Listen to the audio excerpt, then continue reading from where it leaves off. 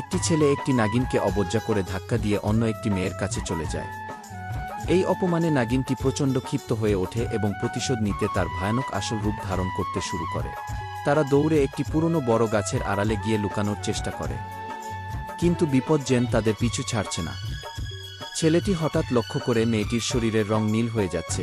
সে বুঝতে পারে নাগিনটি তাকে বিষাক্ত ছোবল দিয়েছে।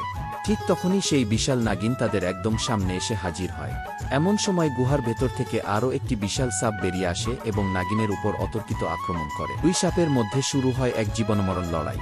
দীর্ঘ যুদ্ধের পর নাগিনটি অন্য সাপটিকে পরাজিত করে। এদিকে মেয়েটির অবস্থা আরও আশঙ্কাজনক হয়ে ওঠে। বিষের যন্ত্রণায় সে নিস্তেজ হয়ে পড়ে এবং জ্ঞান হারিয়ে ফেলে। ঠিক সেই মুহূর্তে নাগিনটি আবার তাদের সামনে ফনা তুলে দাঁড়ায়। ছেলের চোখে তখন শুধু বাঁচার আকুতি। সে নিজের ভুল বুঝতে পেরে নাগিনের কাছে তার সঙ্গিনীর প্রাণ ভিক্ষা চায়। অবশেষে নাগিনটির মনে দয়া হয়। সে শত্রুতা ভুলে মেয়েটির শরীর থেকে সমস্ত বিষ শুষে নিতে শুরু করে।